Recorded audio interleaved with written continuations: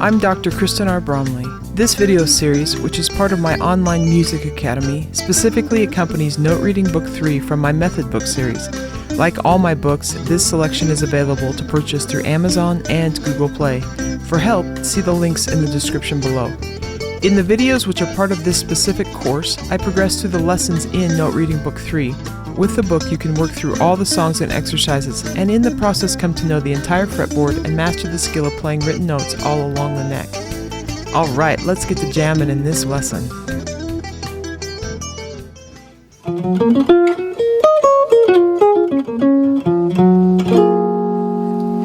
Hi, I'm Dr. Kristen Bromley. Welcome to my online academy. It's so great to have you joining me here in these online lessons.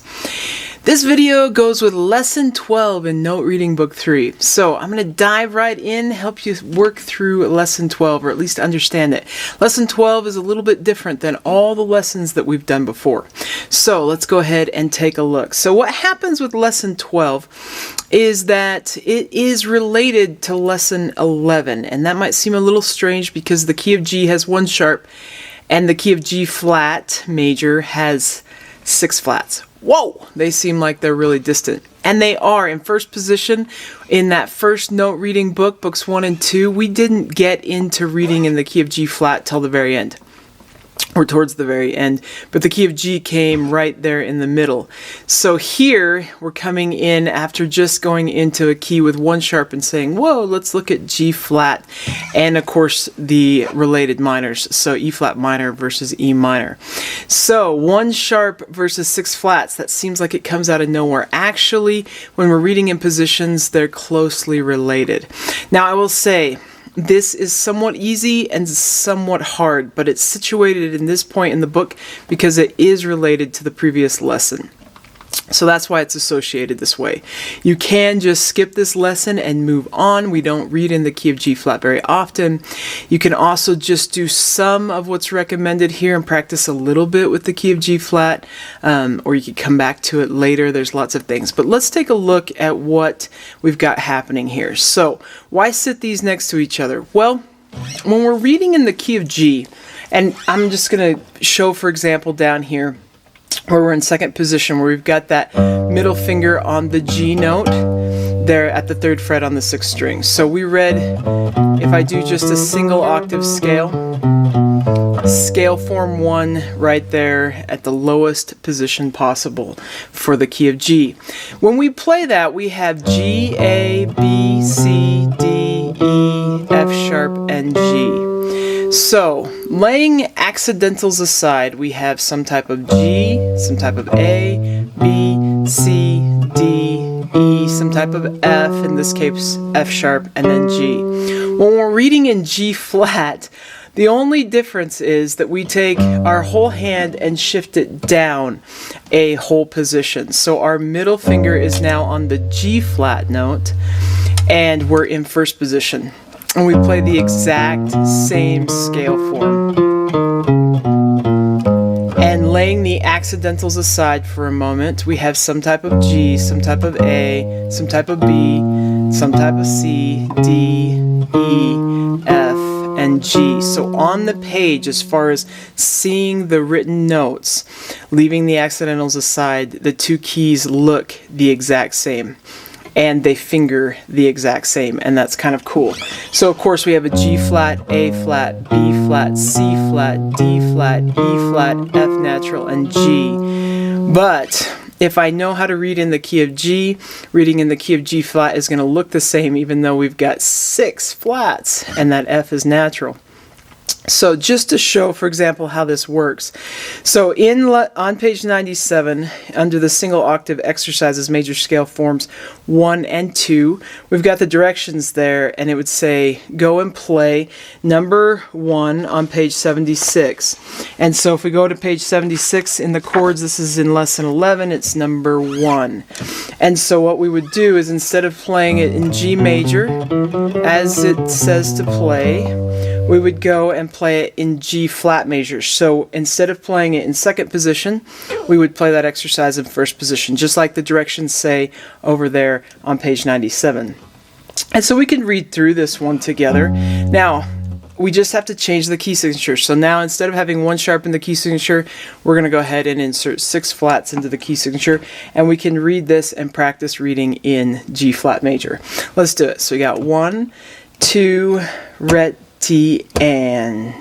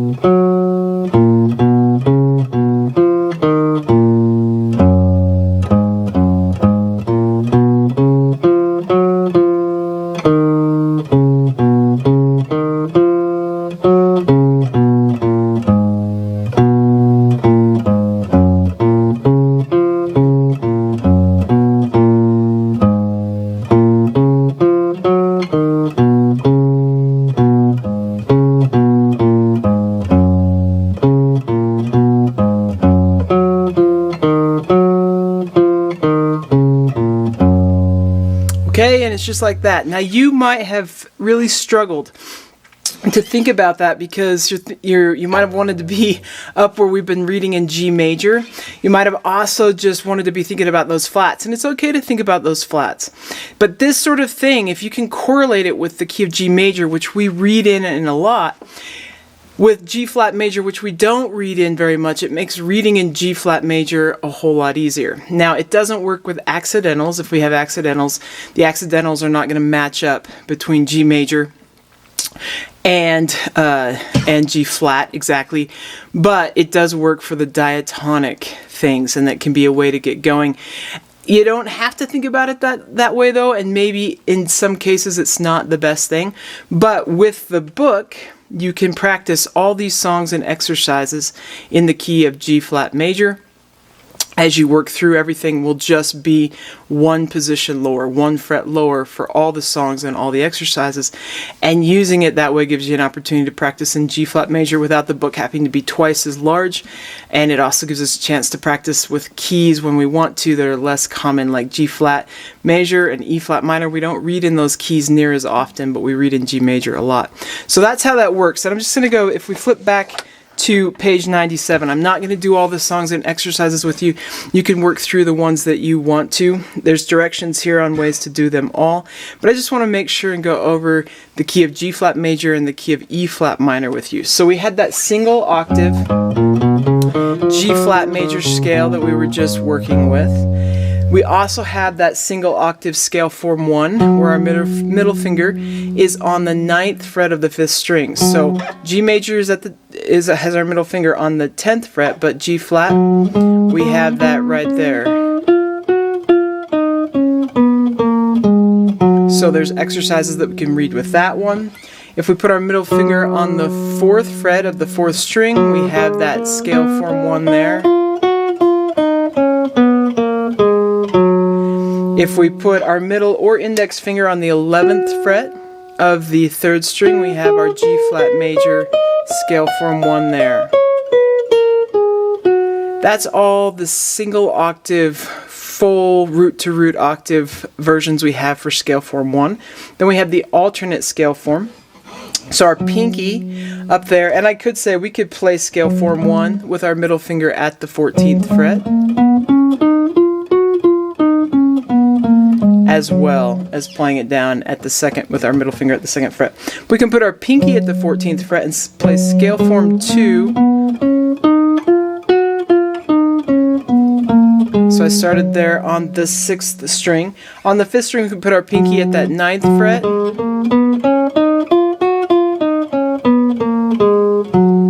And we can put our pinky at the 4th fret of the 4th string. And that's all the versions we have with the full octave of scale form 1. And then we learned how we can combine those two together to create multiple positions. So down in first position where our middle finger starts on that low G flat at the 2nd fret of the 6th string, we've got the full position there.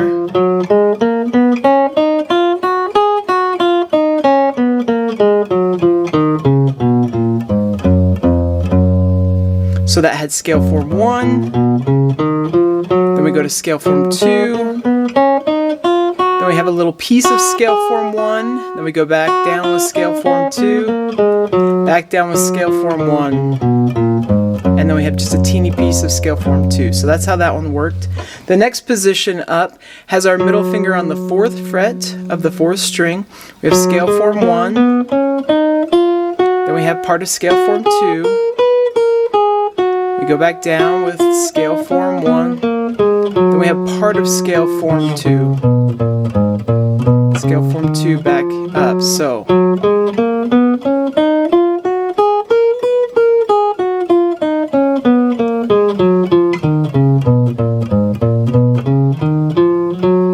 The next position has our pinky on the G flat, 9th fret of the 5th string, and we're going to start with scale form 2. Then we have part of scale form 1.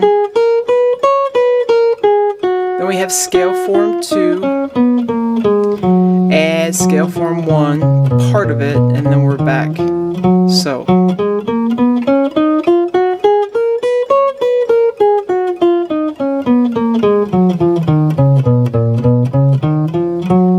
The next position has our middle finger on the 9th fret of the 5th string, playing scale form 1. Then we have part of scale form 2, then scale form 1, and then part of scale form 2. So the whole thing.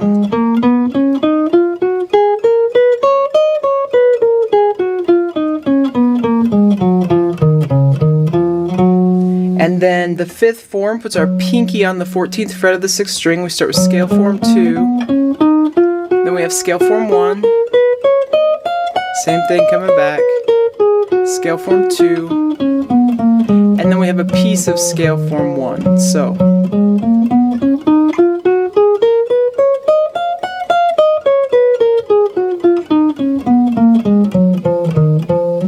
And then if we wanted to go higher, which we sometimes do, we've got our middle finger there on that 14th fret. We're starting over with the same form that we used down in first position.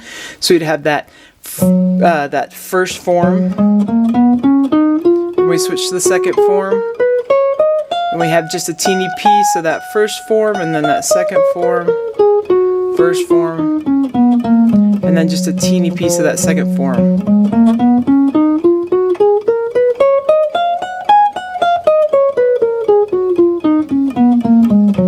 Of course, we could continue to read higher. If we went up to the 16th fret with our middle finger, we could use the same scale form that we used down here with our middle finger on the 4th fret of the 4th string.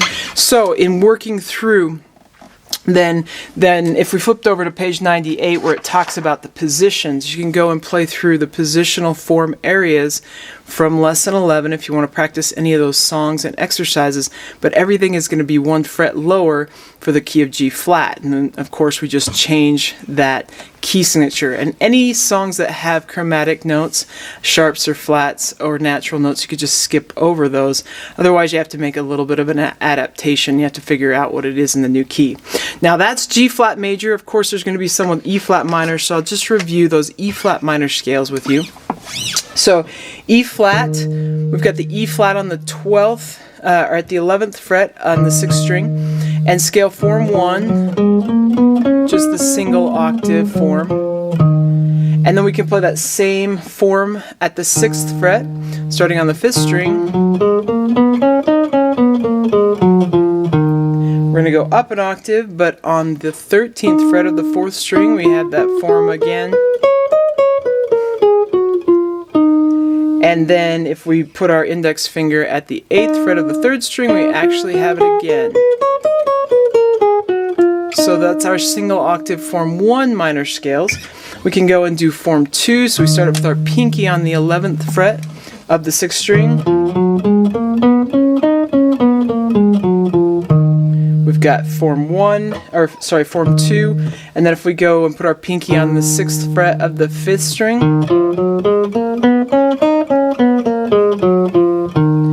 and then we go up an octave, but we can put our pinky at the 13th fret on the 4th string.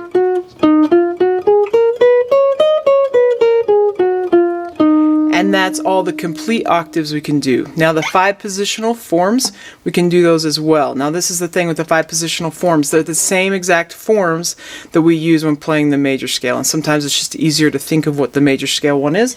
But down here we've got E flat. On the lowest form we've got is with our index finger on that E flat in first position. And if we go with that one, we go ready and...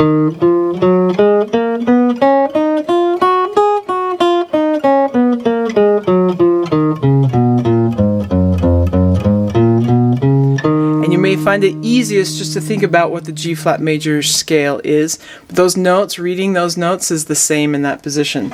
And then our pinky for the next one up goes on the 6th fret on the 5th string, and we have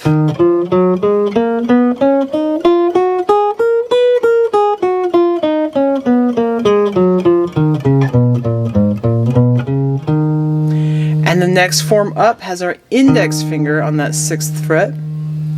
And we go.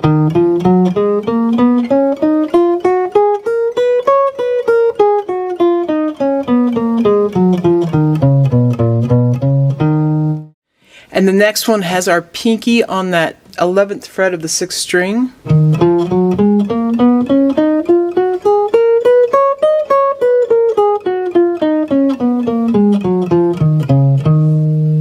And then we've got our index finger on that 11th fret of the 6th string.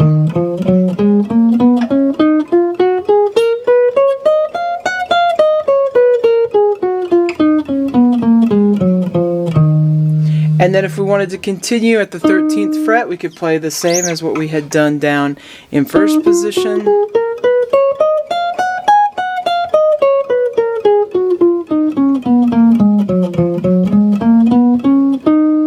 And there we are with all those positions. Of course, you could continue up the neck. So we use those in the reading. So key of G flat major, key of E flat minor, kind of scary sometimes because there's so many flats. But once we get into this positional reading, in some ways it's a little bit easier because it's the same as G major, only we just move our hand down. And so if you can get used to that when reading these melodies, you find that, oh, maybe it's not as bad, because we don't have to necessarily think about where all the flats are all the time the way we do in first position, where we're just memorizing the notes, though it is useful. My mind is both thinking about them when I play, and sometimes it just is able to relax and just know where the G, A, B, C, D, E, F, and G are, so to speak, and continuing on depending on the position that I'm in, whether I'm in G major or G flat, because how it looks on the staff and where I play it on the neck is the same as far as how it sits within those positional forms. It fingers the same.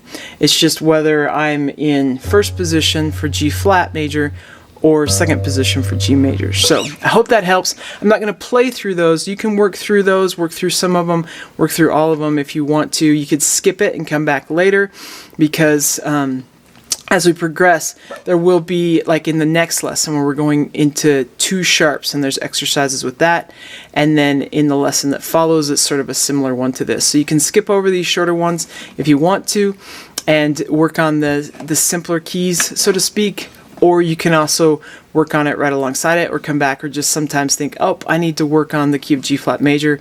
Maybe you're working on a sheet of music that requires some reading in that and you want to work on that.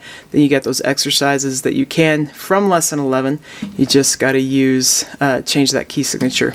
Okay, I hope that helps. I hope you're having so much fun with the guitar. Keep at it. Note reading is a skill that takes consistent work, but it's a great and important skill if you want to master the instrument and master music. Take care. We'll see you again. If you found this video helpful, please hit the like button and subscribe to the channel. For help with other guitar playing skills, check out more of my method books and the numerous lessons available as part of my online academy here on YouTube. You can find more information about me and my products at kristenbromley.com. Take care.